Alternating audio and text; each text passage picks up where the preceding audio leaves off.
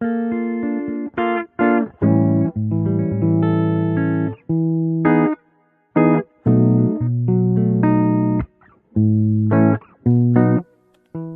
and gentlemen, welcome to the Above the Bar podcast, where each week we belly up to the bar with a new guest, find out what they do, who they are, and what makes them great.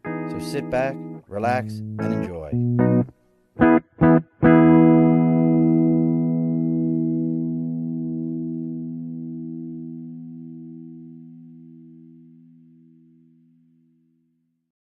Alrighty, folks, welcome back to the Above the Bar podcast. I even see Lauren didn't know it. I called her while the music was playing. She was bopping to it. You know, it's hard to not bop to that theme music. Thanks to Jay for making that many moons ago. We appreciate it. But today, if you were following all of our posts, all of our messages on Facebook, YouTube, Twitter, Twitch, you know, I was trying to put graffiti on the side of buses if I thought it would work, whatever it was going to take to let everyone know that we have with us. We'll be kind to her. She is a Bengals fan. You know, they've had a disappointing year. 100%. So close. Just because, remember, they get the same parade that we got in Baltimore. You didn't get a ring. I don't care. But we did this, just so folks know as you're listening, like, man, why is he being so mean to her? Because we busted each other's chops the first time we talked about the exact same things. So this is just going to continue on. But we have brought on and I'm curious what Lauren would tag it her title as, but I like saying after sports coach or, you know, post sports life coach. She helps athletes, and most of us, look, I've said this in all my posts, most of us at high school were done with sports. But that next level athlete who's dedicated that extra time, that put that extra effort, that 10,000 hour person, they're going to hit a point where it ends. So that's what Lauren does. And she's got a great story about how she got into it.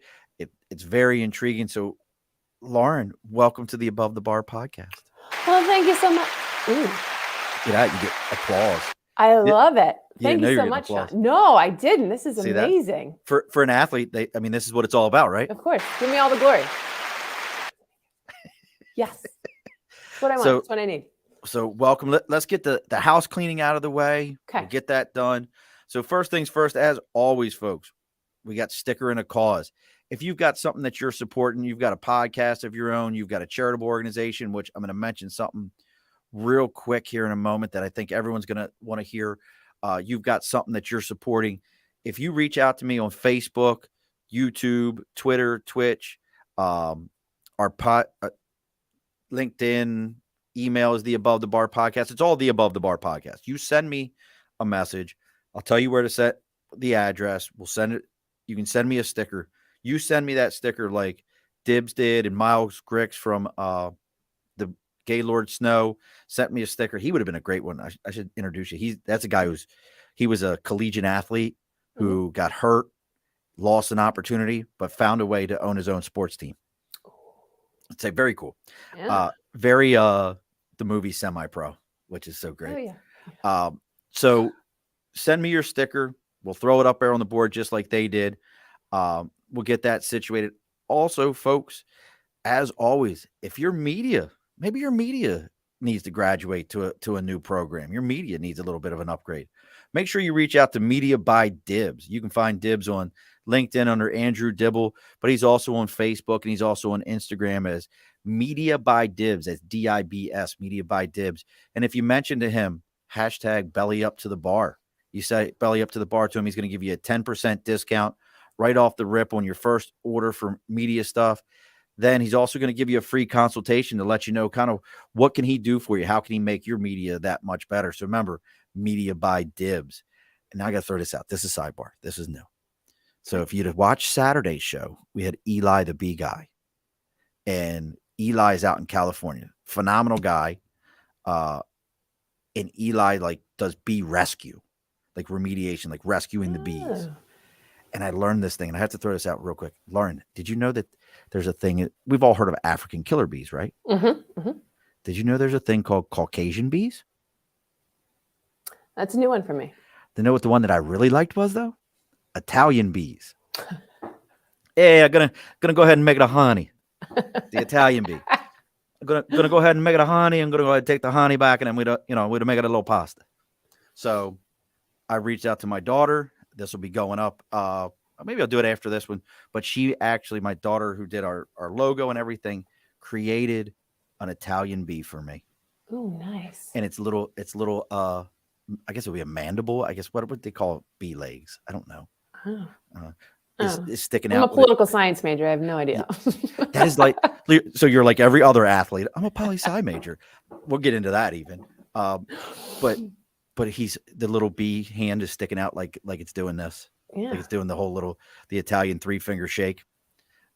So we're going to put that out. And with a plan for those shirts is when we put those on TeePublic, whatever we sell from those, 100% of that proceeds, we're going to find a Save the Bee organization. Whatever I make off of those, we're going to give it to Save the Bees. So nice. We're all about it. And you've already got people popping up. My buddy Nathan, what's up, brother? Hey, Nathan. Scott Kelsey. I saw Scott post on LinkedIn. Thank you, Scott. I appreciate you getting with us on that. So let's get into it. So let's start at the beginning. Okay. What's your sport? Let's talk about your sports background. Because that's really where all this is born. 100%. So the story goes, I don't remember this part, but the story goes, I have 2 older sisters who were already swimming. All right. So full disclosure, swimming was my sport. I am a very rare one sport athlete. Did it my entire life. That's all I ever did. So the story goes, my mom, I was very bothersome when it came to snacks. I always needed food. I was always bothering her. So she just said, you know what? You're going in too. I'm done listening to you. You need to get some energy out. So she literally threw me in the pool. And literally, the story ends 17 years later.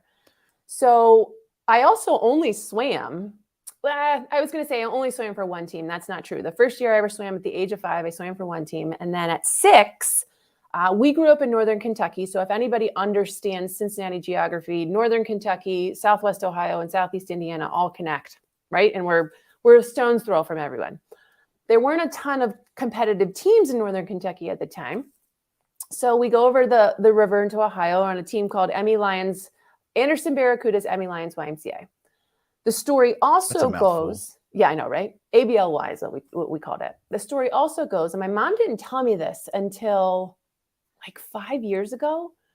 I was the youngest swimmer. I was actually too young to join the team, but they had time standards, and I met all the time standards. So apparently my mom and all of her badass glory said, you take all of them or you get none of them. So my sisters were trying out too. So they took all of us. And then 12 years later, I graduated from high school, having only swam for that team. And it was the greatest 12 years of my entire life. How does your husband feel about being told that? I'm just wondering. Well, he always jokes. I'm going to throw that out there. Like, it was the greatest time of my life. Kids, you suck. Marriage, I ain't worried about you. I'm over it. I'm over this already, but these years swimming, they were awesome. Well, he always jokes to me. He's like, swimming? Are you sure that was a real sport? He always tells me I'm really good at working out. And it's a running joke between me and my husband.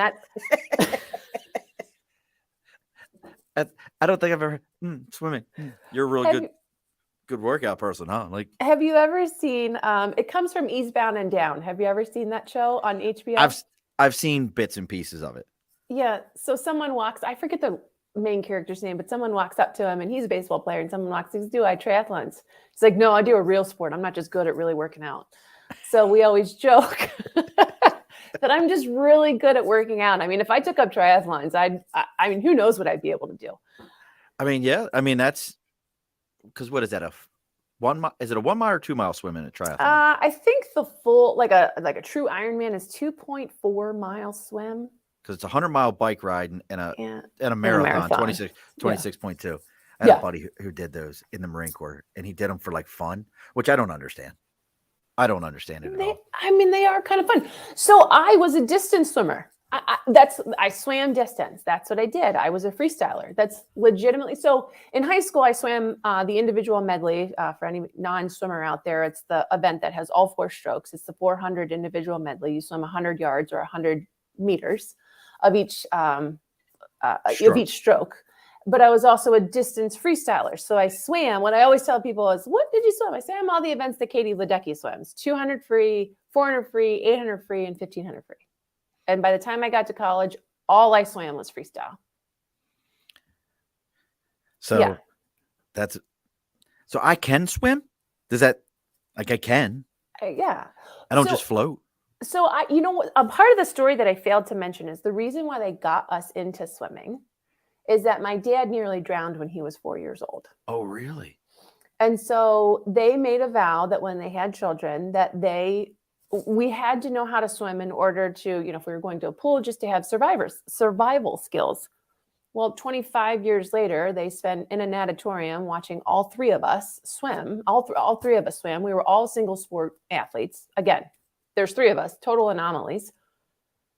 And that's it. That's how it all came to be. My parents can't swim. They're the least athletic people on the planet, and they'll admit to that. That's fine. But I always knew. I knew my oldest sister is about 7 years older than I am. I always knew I was going to swim in college. You couldn't convince me otherwise that I wasn't going to swim. It was my life.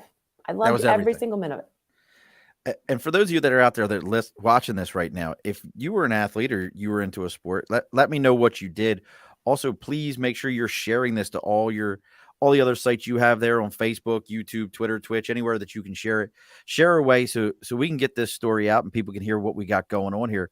The more you share it, the more people hear about it. And the goal is always the same. Try to get kicked off as many Facebook yard sale sites as you can, as my beautiful face just keeps popping up and they're like, who is this guy? But, and as you see scrolling across the bottom, you'll also see Lauren Ammon, and that's AMMON.com. Make sure you're checking out Lauren's site, and it's Miss Lauren Ammon on Instagram, and then Lauren Ammon Coaching on Facebook for her Facebook page. Make sure you're reaching out to those kind of things and checking out what she's got going on. So here you are, and I'm going to put this is my tagline for all this. I don't care if you swam for a Division 1, 2, 3, 4, 15, 17 level school.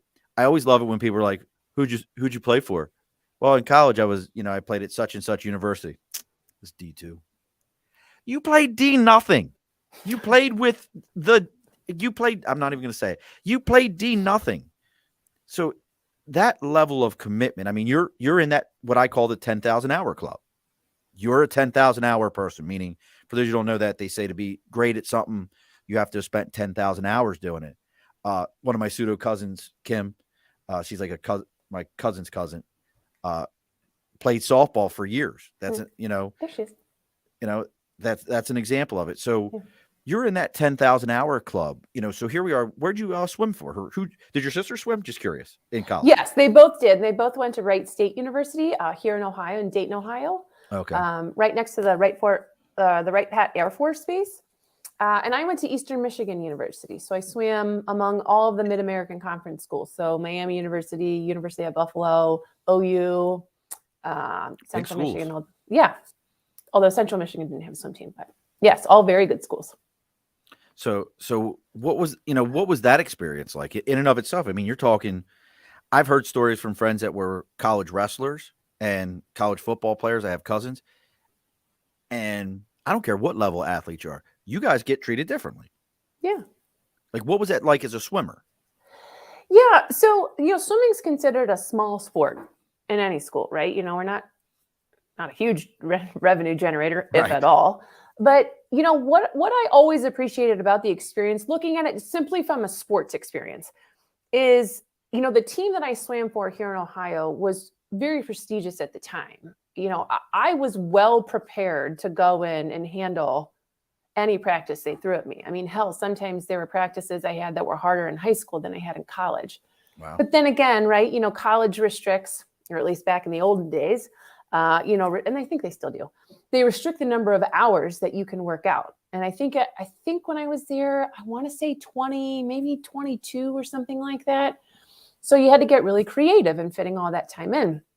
But from a special treatment standpoint, we certainly got a lot of free clothes. We got a lot of free gear. People knew who we were, especially on Eastern Michigan's campus. I mean, it was a big commuter campus, but sports were big there. And so people knew, I will say, I'm going to give a shout out to the men's swimming team, which unfortunately is no longer there.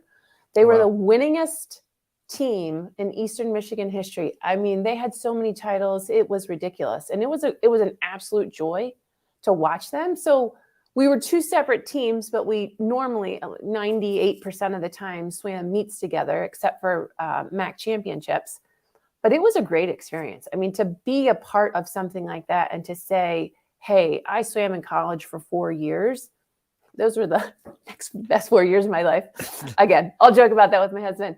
But I mean, it truly was something else. And I was so well prepared. It almost seemed like just an extension of high school in a way, but without my parents. Right.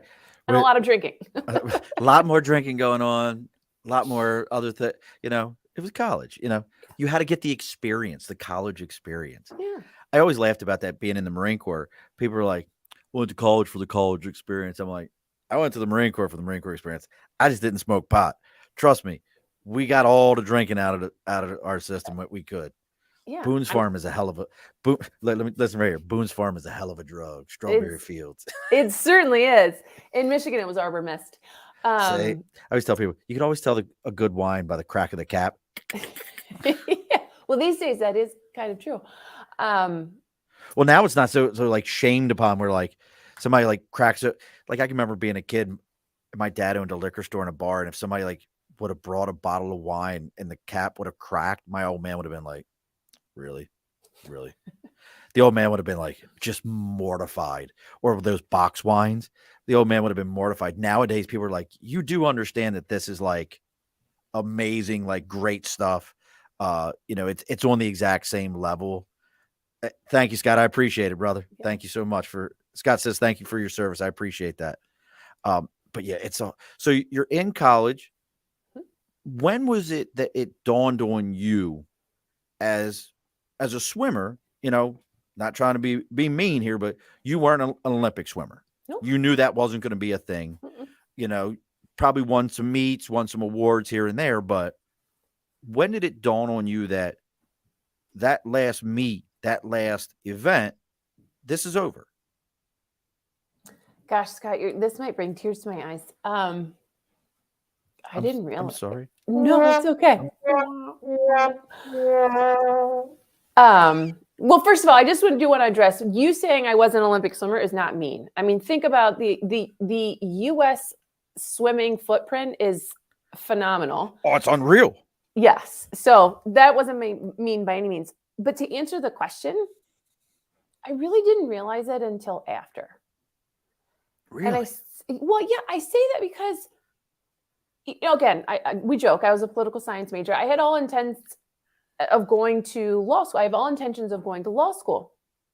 And so I didn't do like a lot of internships and I didn't do a lot of interviewing because it was like, hey, I'm just going to go to school.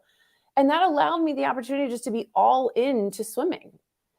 And I tell this story a lot. I mean, the last swim meet I ever had was one of the worst, like hands down. If you ask me when was the worst, like the worst time you could ever remember swimming, it was my last meet. And it didn't dawn on me until I walked out of it. It was actually at Miami University, which is not far from where I grew up. Miami of Ohio, right? Yes, Miami of Ohio. And I thought, holy shit. I hope I can cuss on here. Yeah, you're fine. It's over. It's done. It is over. And I always say I had a career in it. I mean, I like to think if you did anything for 17 years, that's a career. Absolutely. And it was one of the hardest wrap-ups to a swim meet I've ever had in my life. Oh, it was the hardest. Wow. Now, were you like, was there other seniors on the team, like in the same scenario? Was it a very senior team, or was it more like you were one of the old heads at that point on the team and there was a bunch of freshmen? No, we had a great mix. So every class had a good representation, almost even in some respects, right? When you think about a traveling team, there were 6 to 7 seniors. So, I mean, that's a pretty big graduating class. That's a good size. Yeah, for a swim team. And And so we were all in the same boat, but we all had different career paths, right?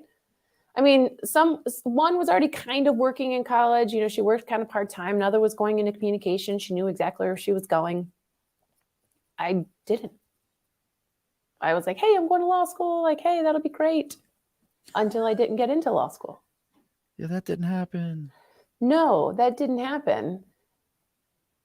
And I didn't realize how much harder the news of not getting into law school was made because swimming was over.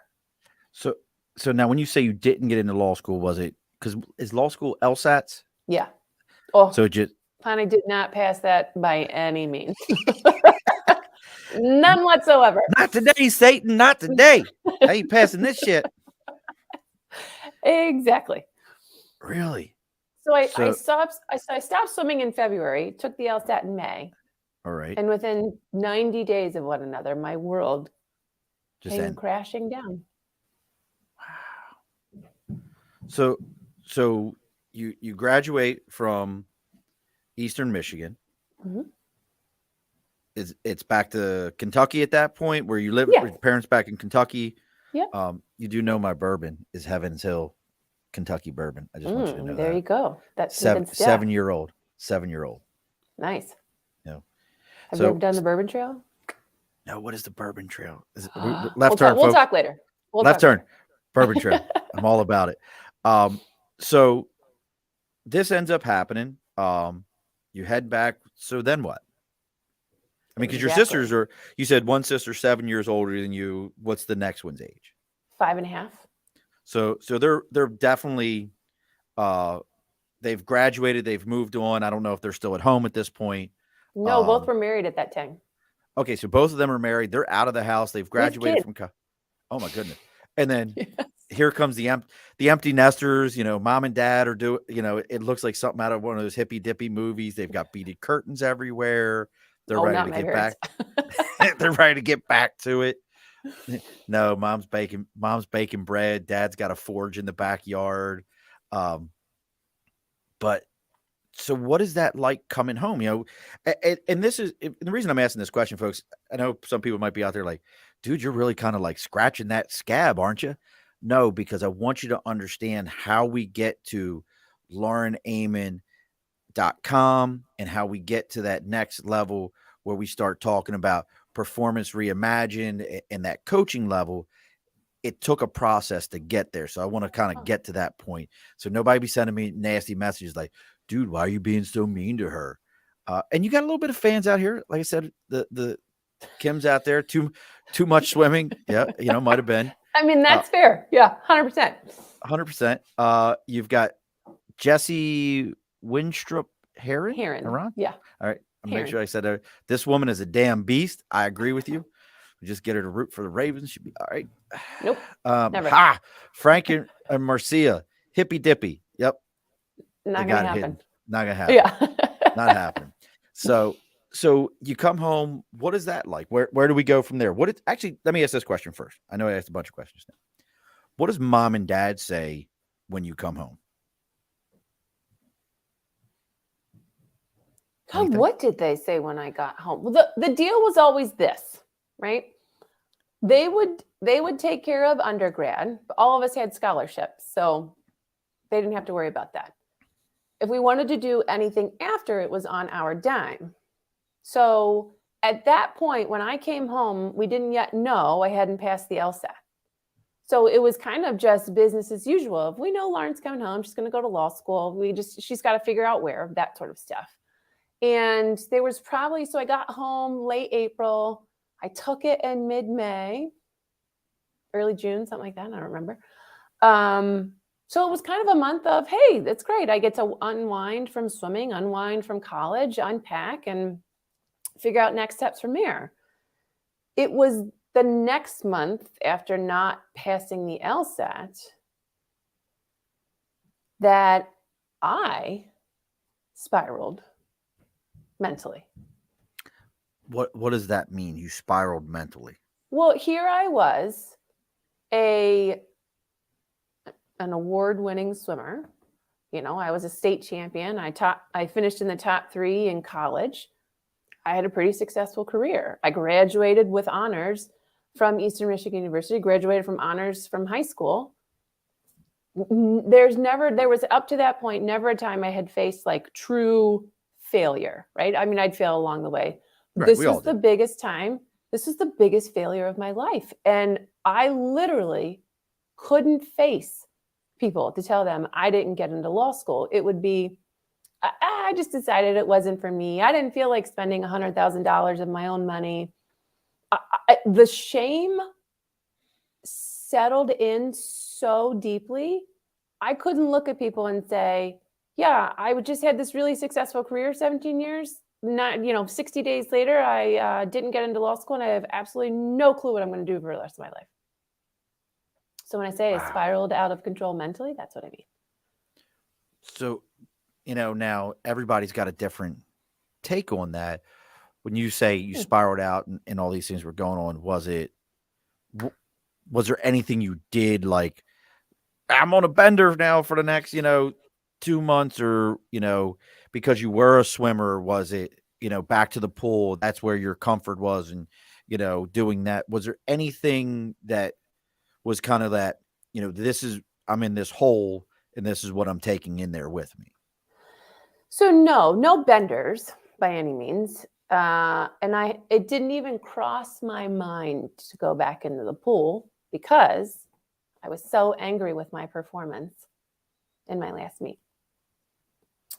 But what I didn't realize at that time, I didn't realize this until literally 2 years ago, right? Being 38, I didn't realize what had happened when I was 22, that I set myself up for a terrible meet that How's weekend. Now, how'd you do that? Yeah. So let's go a little further back into the story. So going into my senior year, obviously I knew it was my last year, right? Consciously, subconsciously, unconsciously, all parts of me knew it was my last year. And I was just a raging bitch the entire year. I got in fights with my coach all the time. I was suspended for making a snarky comment one week and had to practice by myself. If you ever want to think of one of the worst punishments for a swimmer, it's to do an entire practice by themselves for an entire week.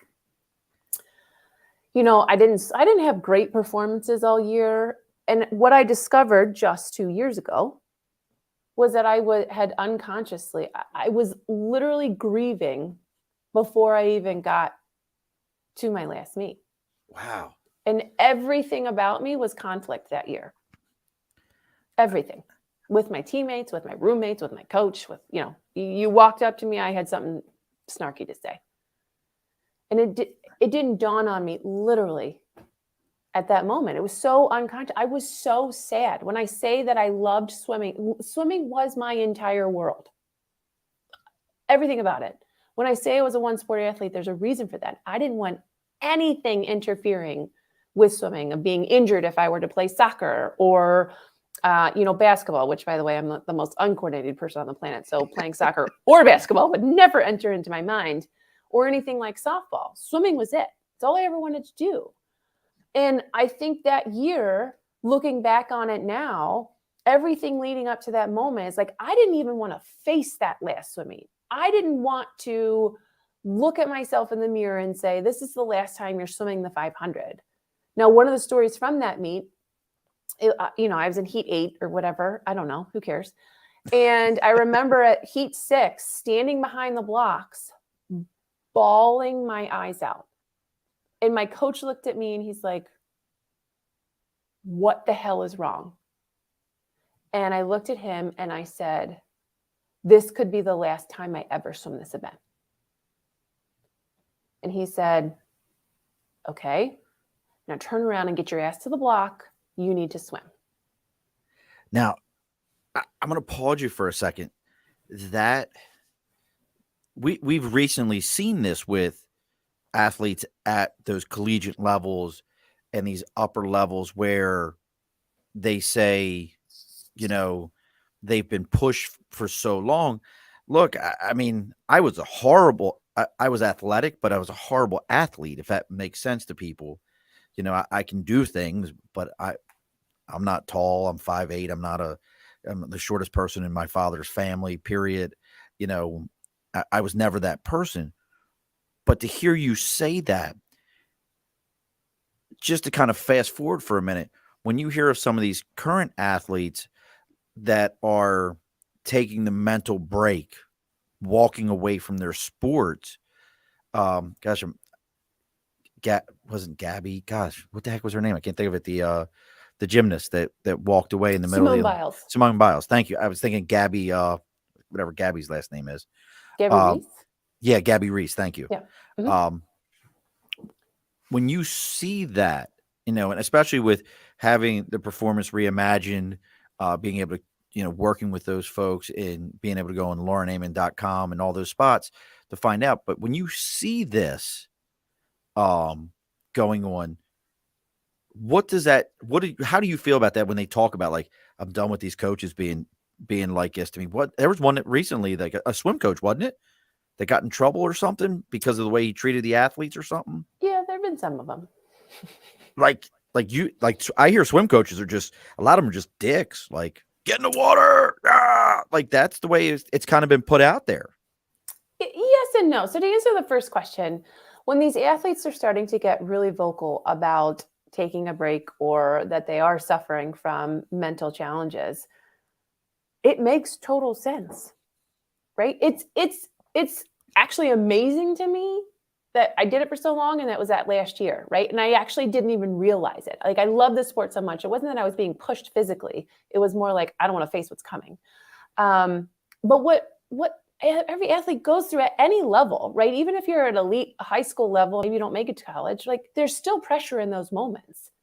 Like, one of the things from a non-athletic life is that, and this is like no judgment statement, but it's the added pressure of always being on display. And by that, I mean, like, you're constantly performing in front of other people. You don't necessarily always recognize it, right? If you're in the moment, you're really only focusing on yourself and being better than you were the day before. So it's not always that you kind of see that, but looking at it from the most elite level, right here in the United States, we have a terrible habit of putting people on pedestals, saying, look at the Olympics, right? So, Yes. with the face of the Olympics, last Olympics, were Simone Biles, Katie Ledecky, and Caleb Dressel. Yeah. Of those three, who's the only one who had a shining moment? It was Caleb Dressel. Is because every other Olympics before that, he was a known name, and he's a phenomenal swimmer. He was a known name, but he wasn't like the upper echelon because, Michael Phelps was still there and all the big names were still there. But we have a terrible habit of lifting these people up on a pedestal so high that sometimes the only thing they can do is fall. Is because we say, Katie Ledecky, Simone Biles, you are the faces of the United States. And then to send them into what they went into in 2020, I mean, it's perfectly understandable that they were really emotional moments and they feel pushed, and that at the elite level, athletes are under a ton. And, if you're not a big name, fun fact, you're not making a ton of money. Right. And so if you're going to the Olympics, you either likely have a part-time job, you may get a stipend from your U.S. national team, may not cover everything. Well, and those are some of the things behind the scenes people don't realize. Have you ever looked at the pay rates from other countries compared to the U.S.? So they did this during the Olympics, the Winter Olympics this year. I saw it where they were talking about, and I'd be lying to you if I remember all the numbers, but it was something like they would show like one of these smaller nations, and they would be like, oh, these guys, $100 and some odd $1,000, a home, this, that, and the other. And then they would show another country, and they were going down the list, and then they got to U.S. athletes, and it was like $15 and a Happy Meal and a pat on the back, and better be there for that photo shoot. There was really, we don't do anything for those folks. We just expect you to perform. Yeah, so you get a gold medal, we slap you on the ass. Right. There you go. Thanks for that. Appreciate you. Our medal count's better than your medal count. Our people are going to work it. But hey, you might get a commercial on Home Depot. You might get on the Lowe's commercial, maybe even Dick's Sporting Good. But I mean, the reality of it is that's where we're at. Real quick, I want to go through these. Kim says, and I know what Kim's talking about. She's saying congratulations for all your academic accolades and everything that you did. Oh, thank you. Jesse says uncoordinated. She's a fantastic dancer. we may have another Dancing with the Stars person right here. Jesse also said we've seen this on a collegiate level and Olympic level. Absolutely. Scott says you got a great point. And Laurie says absolutely makes sense. Laurie, we got to get you. We're going to reschedule you. We got to figure out when that's going to be. But absolutely. I mean, this is just hearing it. You know, I have sons that played sports, very active in sports. And we experienced it as a family when my son, who's now 26, I had to pull him from football. He couldn't play football anymore because he's 5'5". I'm gonna tell you right now. I've said this to Beanie Anderson, who did Beanie ever? I have to talk about that afterwards. But I've said it to other people. My son at 5'5" in high school to this day is still the best running back I've ever seen in my life. And not as a dad. I've just never seen someone hit the hole, keep his legs churning, be able to bounce to the outside and run. But problem was the kid was 5'5". And he's 5'5", built like his dad. I'm not a big guy. So he was going from he was in his junior year of high school and got ran over a couple times. They said, nope, you can play on JV. You can't play up here because of his size. And then he got another concussion and I had to pull him. And this was like in his lifetime, like his 5th or 6th one in his lifetime. Like, son, you're not playing anymore. He was devastated. Yeah. And this is a kid who played since he was 9 years old. He not 17 years like yourself, but since he was 9. And every sport he ever played, he was good at. Yeah. And he was the kid that I'm going to go wrestle this year and pins all the other kids, just runs right over him using a football mentality. I'm going to play lacrosse this year. First game, first time he touches the ball, he scores a goal. You know, that was the kid he was. But as you're speaking, I was on the outside of that. I was your coach. And as I'm listening to you, I was your coach. I was the one going, suck it up, Buttercup, get your ass back out there. No one wants to hear you. And now I feel like a bad dad now. Thanks for making me feel like a bad dad. Yeah. Well, clarifying, my coach wasn't being mean. He was just like, I need you just to turn around and swim because you have no other option. That's inside. I loved that coach who said that to me. But you bring up a great point is that more and more, actually younger and younger, we're starting to see some mental challenges among athletes. Right. And you mentioned something about kind of a physical ailment, right? So your son suffered multiple concussions. Yeah. So let's take concussions aside because that is a special occasion or a special situation. But let's say he hurt his knee, right? No one would question, you have a hurt knee. You need to. Oh, dude, you froze for a second. But we don't give the same. Lauren, you're freezing. I'm here. Lauren, you're freezing. So I heard hurt knee, and then we lost you. No one would question hurt knee, and we lost you for a minute. Okay, sorry about that.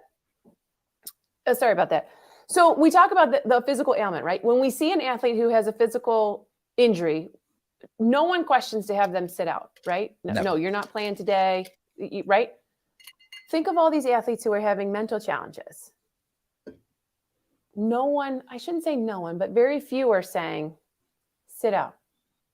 Right. Take care of yourself.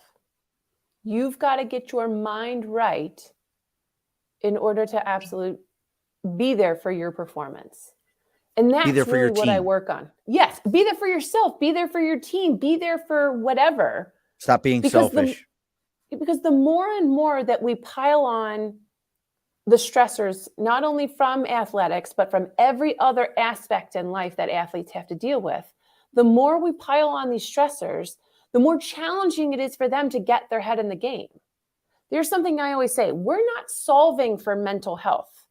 The definition of health is complete well-being, being of sound mind, body, and spirit free of disease and illness. That is what health means. Mental health is not what we're solving. Mental health is what we're going after. We're solving the stress that comes from all the shit that happens inside of a sport and outside of it, and all the anxiety that comes because we don't deal with the stress, and any deep depression that comes because we don't deal with the anxiety. So how do we get to where we are now, Performance Reimagined, LaurenAmmon.com? How do we get from the 22, 23-year-old young lady feeling like you just got poo-pooed on and you've got to go make something happen? I mean, how do we get to that point? Yeah, so I'll go really fast with this one because I'll skip all the boring parts. I actually eventually went and got my master's in HR, so I had the opportunity to get a full ride, so I didn't have to pay for shitty that degree either. like I've got. I know, right? Shitty degree.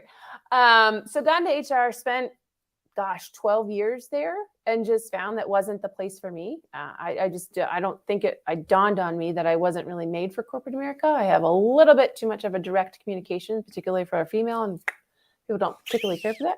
And I'm very competitive. Again, not a fun HR. quality, not a fun quality in HR, nor for a female. No. So fun fact. Fun facts about HR, folks, if you didn't know it. They like to be if you didn't know it, and most of them that I know that are HR, and I'm a guy with an HR degree, are the most politically incorrect people you will ever meet in your life. They say shit behind that door like, "Did you see that asshole just came in here talking about, oh, I need more money. Get on out of here."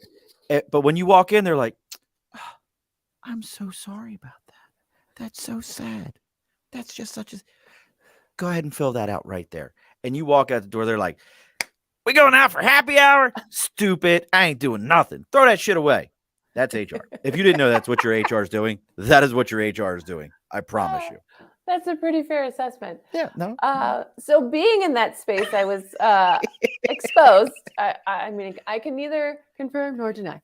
Being in that space, being exposed to executive coaches. And so I thought, well, that might be a career path for me. So I went and got my coaching certification.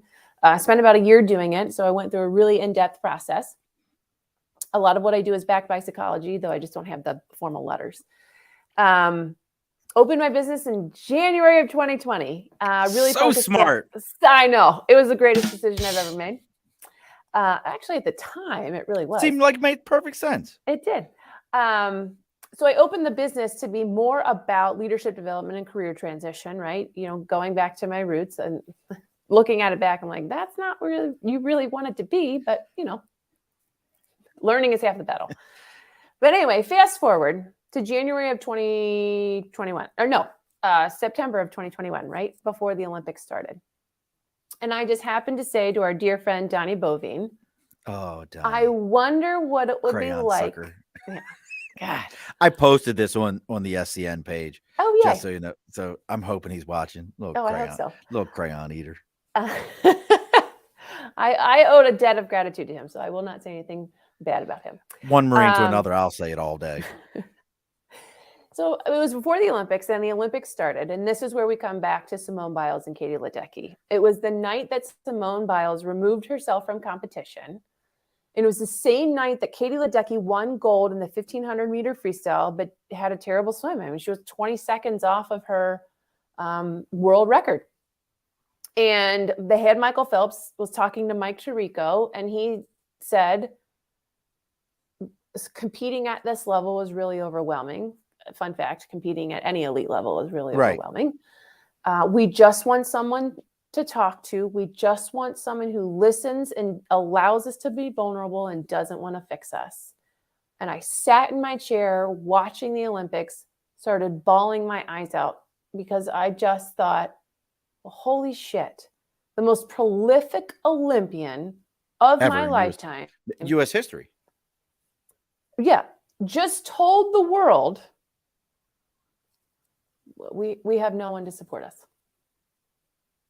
That's pretty incredible. And I thought, yeah, I was literally blown away. I thought, how is that possible? It's not as if sports psychology is new. No. It's not as if these resources don't exist. And so I thought to myself, well, where's the gap? Is it access? Is it awareness? Is it shame among athletes? Is it shame among the U.S. institutions to say, oh God, don't look behind the curtain. Our athletes are Right. all head cases. No one wants to see that.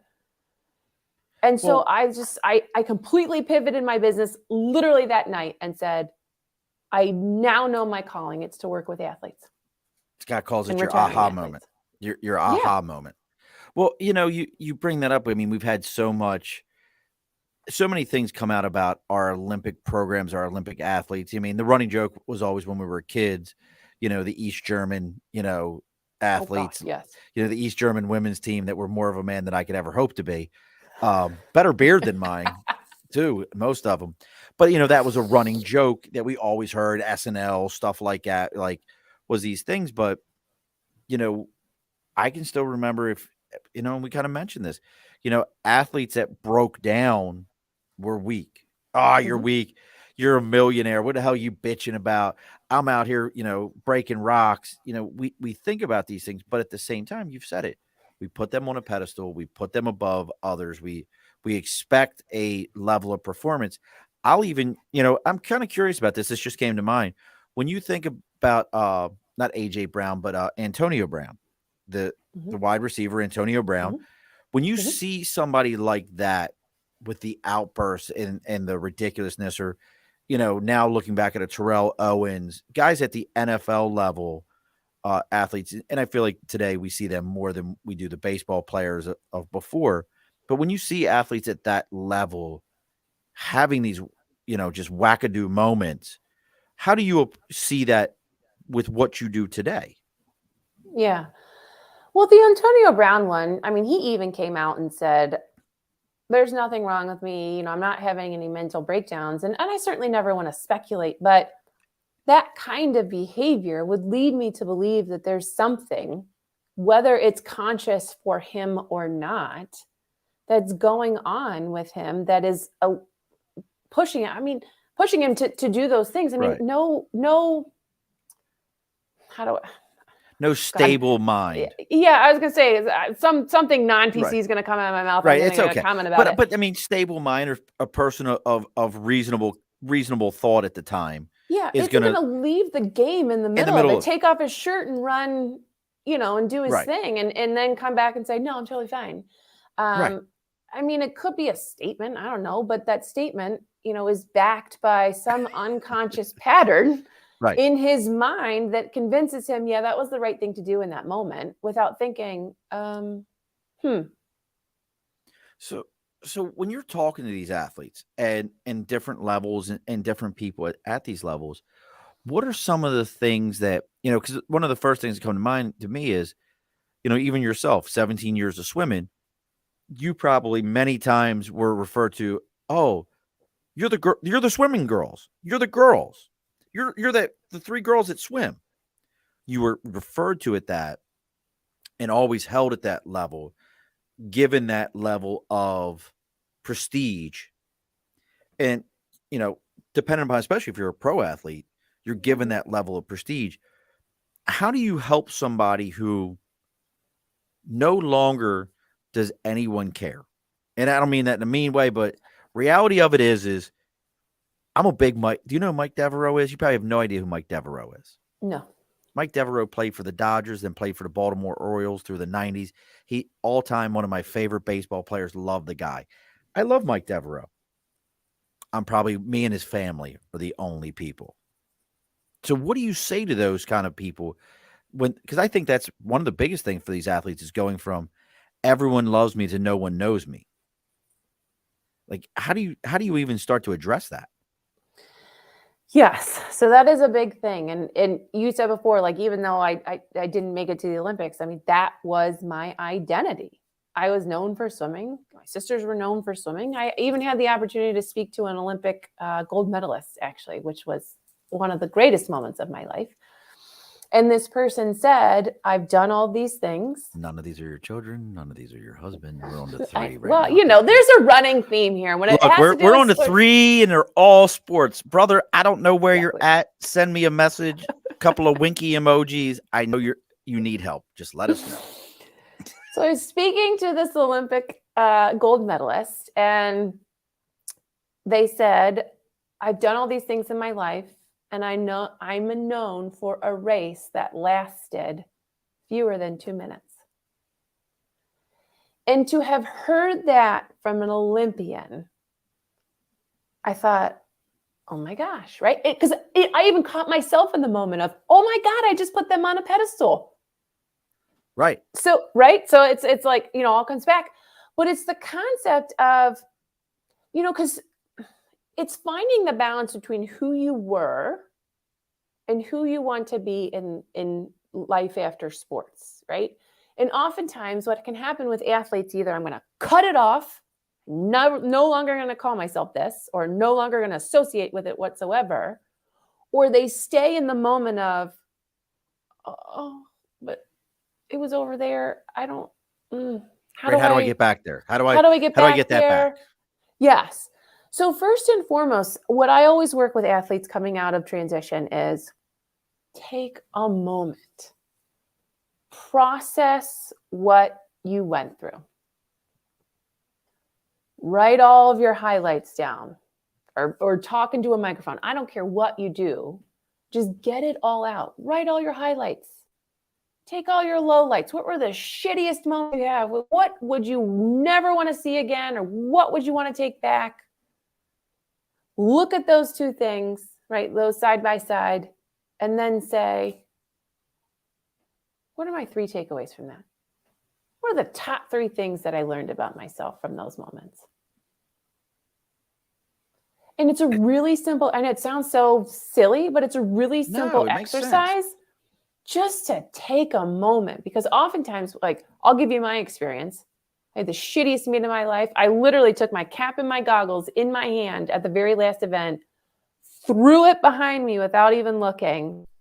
They landed in the garbage can. I was like, well, that pretty much sums it up. And I walked out of that natatorium thinking, I'm done. I never want to look at this again. That was me. I was the one who was like, shut it off. Never want to see it again. Never want to talk about it again. Ironically, here I am, right? Right. But I never processed it. I didn't process it until I was 38 years old. 38. And then it comes to you. Jesse says it's almost like identifying mind fuck. Yeah, no. And Kim says, great idea I think it's a great idea no matter what you do, to look at what are you taking away from this that's a positive? What are you taking away from this that's a negative? Process what you never have to deal with again, and then move forward from there. Mm-hmm. Because at least identifying it, no matter what you do, is in that list. So how have athletes, I mean, you had this aha moment.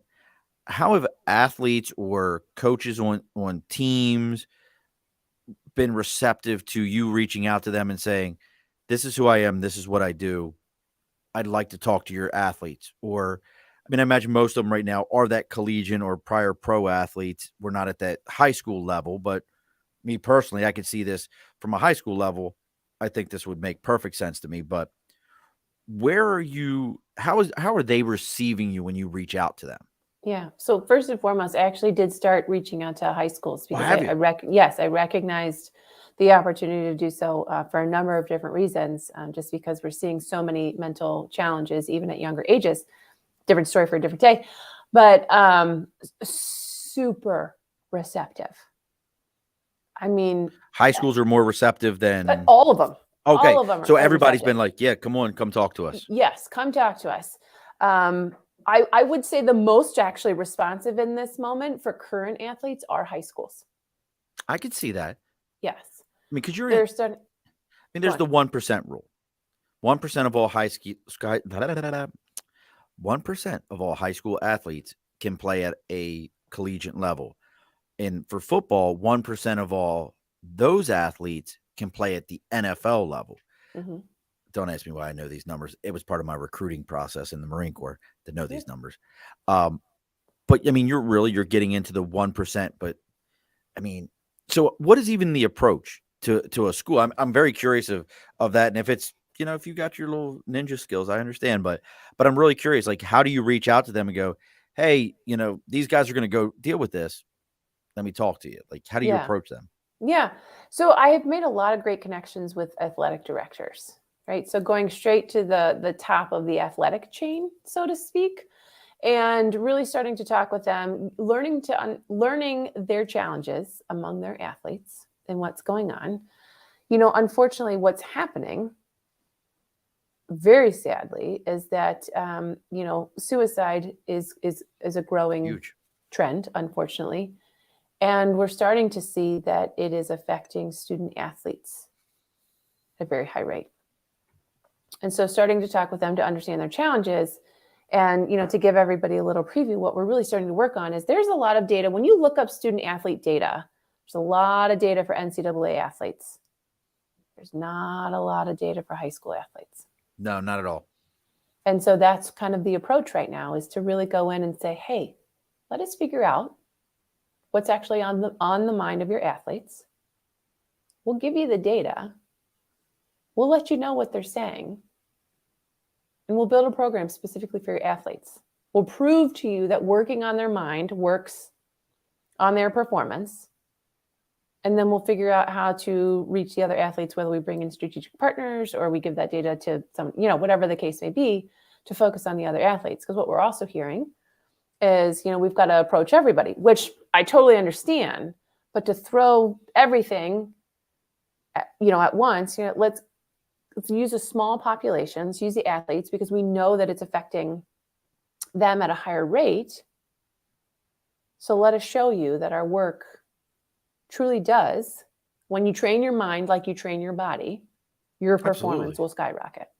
Absolutely. I can't even begin to explain to you. I mean, I always go back to my time in the Marine Corps, but yeah, we trained like athletes. We absolutely trained like athletes, but at the same time, we were pushed academically very heavily, knowing this, knowing that, memorize, you got to know all the information. Want to keep, because I love all the different comments that we're getting here. Jessie's a fan. She's got a tattoo of you. I think she got a tattoo of you, but at the that's too funny. But at the time, that was the coping skill for you, like throwing your stuff away. And that's exactly why athletes need a Lauren Ammon in their life. Kim, that's awesome. And it really is. So is there any particular athletic group that, oh shit, we just got you paid. Wait a second, hold on. Scott says, sold, contract on its way. Great approach. And we know being an elite athlete yourself opens those doors. Shit, we just got you paid. I just need a cut. I mean, I'm probably trying to get paid himself. I mean, I'm just put that out there.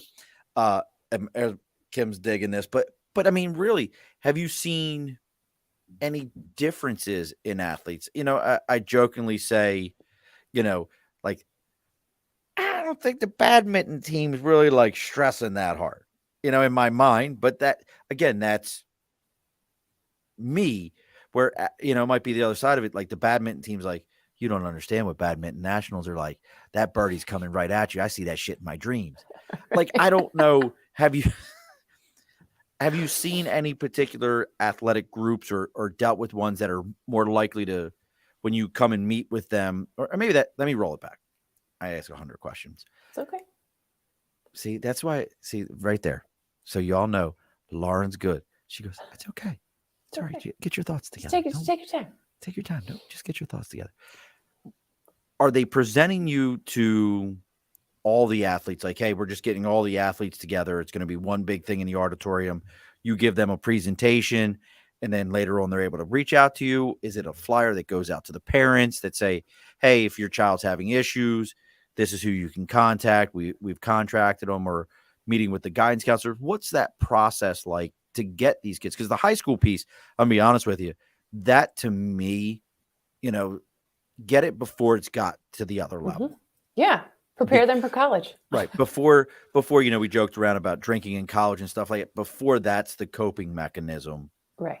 Get to them before then. So how's the approach for a high school kid? Yeah.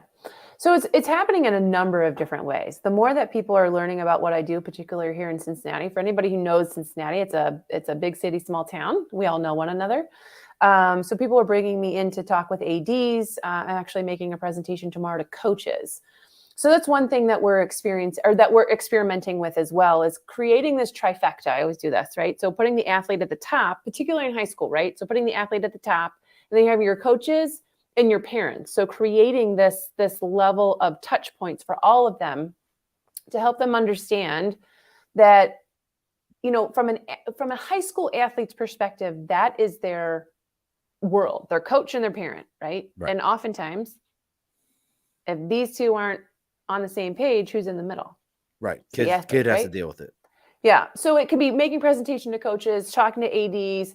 Some parents are even knocking on my door and saying, hey, come on in.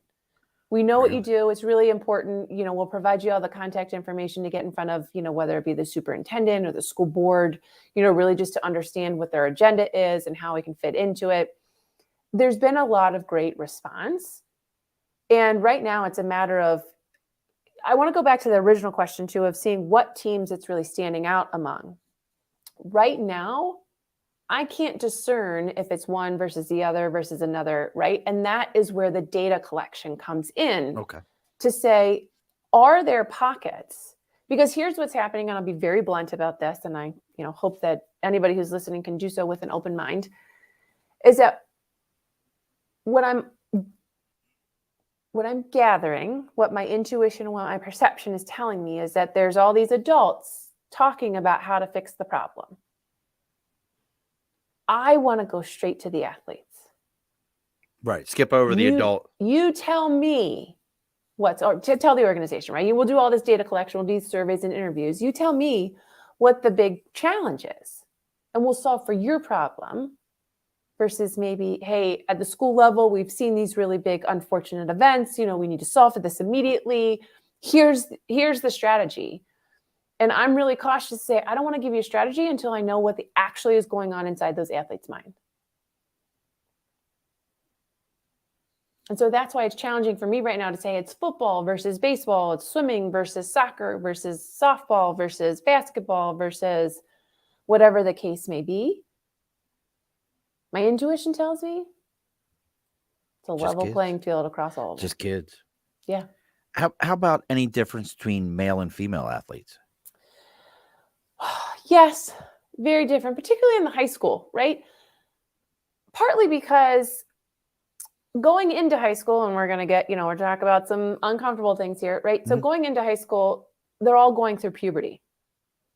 And for guys, as an athlete, right, when you're 12 and the girls are beating you, that's highly embarrassing. But once you hit puberty, boom, you skyrocket no matter what the sport is. And for girls, some can skate by and, there's not a huge dip, but others can take a massive nosedive because puberty just completely changes their world. So in high school, there's a bit of a difference there simply because of that. But as you kind of age up into kind of the 17, 18-year-olds, that's not necessarily as drastic of a difference anymore. Right. I think what I'm seeing is girls have a little bit easier time being vulnerable, or at least sharing and being articulating what's going on. They're told it's okay. It's okay. Guys, as you can imagine, not as... Yeah, no, shut your mouth. Suck it up, Buttercup. Except for those. You play soccer. No. Soccer. Oh, no. Okay, except for those who are on an elite track, right? What I'm starting to see is, parents wanting to say, how do we maybe kind of prepare them for this? Or the parents are starting to really think starting ahead. And then really it's my job to get the athletes to open up and to really focus on what is going in your mind and creating that safe space. And that's not to diminish anything I do by any means, because it's not simple. It's not easy, but it's simple, is to create that space that Michael Phelps was talking about. Well, the space to be vulnerable. You bring up an interesting point that I want people to think about. And I wonder if it's, if you're the Lamar Jacksons in football, if you're, God, I can't think of his name right now, used to pitch for for Washington, or Ian Anderson, for the Braves, you're on that elite level professional athlete, the Miles and Lyle Thompsons for lacrosse. You're on that level. Your parents see you as that elite athlete also. I wonder if what you just said about that elite level, if that kid who's, mom and dad knows you're not playing pro. I love you, but we know you're not playing. My son was 5'5". I knew he was never going to be at that level. I think he had this talent. You have no idea how much I wish that kid would coach football. You have no idea. Derek, you talking about East Stroudsburg? I don't know what you're talking about. SUC Stroudsburg. Wondering if you're thinking about East Stroudsburg. But my that different level, I wonder if parents kind of go, you're fine. Like, have you run into that where that kid who isn't on that elite level, like you mentioned, that has a chance at even a D3 school, compared to the kid who knows that when high school ends, so does that part of their career. Those kids, the parents treat it differently because the parent thinks, you understand, you're not gonna. This is over. Like that kid, to me, that kid, now thinking about what you're saying, that kid needs almost probably more help than the other one, because that kid worked his ass off to get to that point, to be on that team, and to just be told, well, you're okay. This is over. You're fine. You understand that. Yeah. Parents are in a precarious position because, I'll use my parents as an example. Like I said, not the most athletic people on the planet, but the most supportive, right? I mean, my parents would every single. Would you tell me what they did for a living, just out of curiosity? They both worked in healthcare, actually. My mom was a nurse and my dad was some hospital administrator. Okay. I was just curious if you were going to be like, dad was a farmer and mom was like a house marm. And I was, in my mind, I'd be like, that's a dude that, like, physically he might not have been an athlete, but he was a physical person. No, not far from it. But I was saying parents are in a precarious position is because, my parents would just say, oh, you've always have next time, which is true, right? Logically, every athlete knows that there's next time. But it's that time, right? You had an expectation. Right. That's what you wanted to do in that moment. And that's something that I work on with athletes. But then you also have the parents who cannot relate at all, right? My parents were not even remotely athletic. So while they wanted to support me, they couldn't relate what I was going through. Then you have the other end of the extreme, those who can relate, who know what you're going through, but grew up in a time where the only expectation was to get up, suck it up, buttercup, you got next time to go, right? And that's a different mindset. Be curious to talk to all those athletes now and how they get through life and suck it up and move on. Can be healthy in some respects. Yeah, can be healthy in some respects. Just so you know, that's what we do. Yeah. That was, like I said, I'm from that generation, time in the Marine Corps, reach down, tug it, and make sure it's still there and go on it. Please, folks, don't be upset, but that's what they used to tell us. Like, reach down, check it, make sure it's still there. Get at it, Marine. Yeah. And I know that's what we're expected. That's what this country expects of their service members, but that's what you expect of your athlete also. Yeah. Is, don't worry about it that your legs behind your ear and your right arm's, going the wrong way. Suck it up. You can get back out there and play. Yeah. Or you're weak if you show anything. Yeah. A competitive disadvantage. But I'll use me as a specific example, right? So I have an athlete. My older son is a phenomenal athlete: football, basketball, baseball, swimming, soccer, right? You name it, he does it. And even in my profession, I know what I'm doing. This is what I do every single day. And he looks at me and he's like, you have no idea what you're talking about. Kid knows I swam for 15 years, or 17 years, knows that I do this. And he still doesn't listen. So so I say they're in this precarious position because it doesn't necessarily matter what a parent says. They're parent, they're mom and dad. So that's why it's so valuable to have kind of an outside perspective and have a safe space where athletes, both in the game and coming out of it, have a space to process what they're going through. Absolutely. And now I know what Derek was talking about. Steven Stroudsburg. You nailed it, Derek. You are not on delay, brother. Steven Stroudsburg is exactly who I was thinking of. At first, I was thinking you were talking about East Stroudsburg University. You nailed it. Thank you. You are the man. You get applause and everything. Because I'm reading, I'm like, It is Steven Strasburg. He was like had Tommy John surgery. The guy was supposed to be the second coming of pitching, everything. So I want to kind of put a bow on all this, get ready to close the bar up, because I want people to reach out to you as a parent. God, I'll be honest with you. I wish this existed, and maybe it did. Like, I only knew of people that did what you did when we started hearing about the 22-year-old athlete who gets 120 million, 36 million, $50 million contract guy who everybody like, and then all of a sudden he buys the entire neighborhood, sneakers and cars and everything else. And, that's when I started hearing about like all these athletes, they're starting to have life coaches. They're starting to put those people into place. We only heard about it at that level till you and I met. I never heard at a true reasonable level, any of those kind of things. And this is really a game changer. So again, Performance Reimagined. Now that's your process, right? Mm-hmm. And yes. Mm-hmm. LaurenAmmon.com. You can go to Lauren Ammon Coaching on Facebook and you can find her there.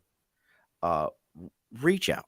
If you've got a student athlete, you've got a kid who's an athlete who is having those kind of anxieties.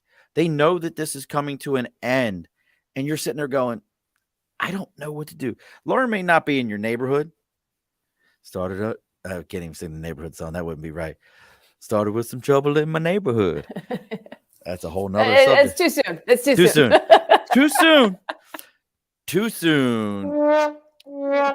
I don't give a shit. Will ain't smacking the fuck out of me. It ain't gonna work, bro. You might Philly. I will show you East Baltimore. But reach out to Lauren and talk to her. And you can also I'm gonna plug it also. You can find her on Lauren Ammon on LinkedIn, which is where this is going out at. Yep. And reach out and talk to her. Anything that, as we're getting ready to close this up, anything that you would want them to prepare before that conversation or have ready, things that you're like, hey, I need to know this. Yeah. Importantly, are you a current athlete or a retiring athlete, or even retired, right? Whether you've just retired or you've been retired for a couple of years, like me. If you're a slow learner, 17 years later, you learn what was going on. I'd love to know that, kind of where you are in your process in terms of where you're really struggling. What are your biggest challenges specific to the mental side, right? But oftentimes a lot of people say, well, I'm not hitting this, or I'm not doing this, or I'm not where I want to be. All of that is mental, right? Everything that's going on, any block that's happening in terms of performance is something going on up here.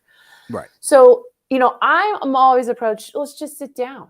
Let's talk. Help me understand where you are. And then we'll decide, are you and I a fit? And if we are, where, from a current athlete perspective, do you really fit into my world or the Performance Reimagined world? Or if you're retiring, where do you fit into the Performance Reimagined world? Because say that again, Performance Reimagined world. Mm-hmm. That's a whole nother thing we missed completely. Yeah, right. Performance But like you said, it's kind of the process. And that's the whole thing is even if you're a current athlete or you're a retiring athlete, the concept of Performance Reimagined, you've had expectations of who you are and how you perform to this point. As we work together, you now see yourself in a completely different point of view, and thus your performance goes up, and now your performance is reimagined. I like it. Kim says you're a total game changer. Oh, thanks, Kim. Scott, who's signing a contract with you any moment now, also says many thanks. So again, LaurenAmmon.com, Lauren Ammon Coaching on Facebook, Lauren Ammon, and that's Ammon. And she actually spells Lauren the normal way. There's not anything crazy going on there. Lauren. And then the process, Performance Reimagined. If you have somebody that you're looking for, and if for whatever reason you're not comfortable reaching out to Lauren, you can find us, reach out to me, Facebook, YouTube, Twitter, Twitch, Instagram, everything's the Above the Bar podcast. If you reach out to me and let me know what's going on, I'll be happy to connect you. There's nothing like a warm handshake. I know sometimes people just reaching out to cold to people is tough to people. Like, you're just getting so much attention. Kim says, you're welcome. Keep up the great work. Your best friend with a tattoo on. She said she got a tattoo on her neck with your name. That's weird. Yeah.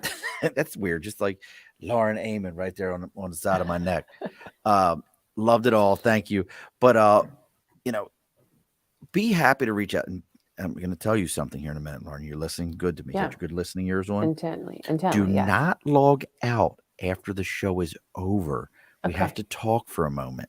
Okay. Do not log. Too many people like some people log out, and Jen. I'm like calling them, and I'm like, "Hey, I said don't log out," and they're like, "I'm sorry." Well, damn, did the show suck that much for you? But as always, on every show, it's always the same in the process here. You as the guest is going to get the last word. So what is the last word from Lauren, the coach? That's your new name. That's it. Lauren, hashtag the coach. The coach. Lauren, hashtag the coach. Sorry, Coach K. Shit didn't work out for you. Lauren, the coach Ammon. What is the final word for everyone? Do I get one word or do I get multiple? No, you get like whatever you need to say. Like, you get okay. the final words. Excellent. So I will say to anybody out there who has high school athletes or retiring collegiate, even pro athletes, we are putting together some really phenomenal programs that will allow the opportunity to build some community within the athletic space.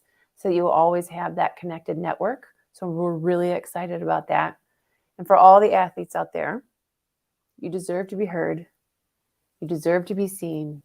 And there are absolutely resources out there available to you, regardless if they're me or not, to open up and find what truly is blocking you. And that there are people out there who care and see your struggle as a strength. Alrighty, folks. Be sure to push your stool in. This has been an Earplug Podcast presentation. Found on earplugpodcast.com, iTunes, SoundCloud, and wherever your favorite podcasts are found.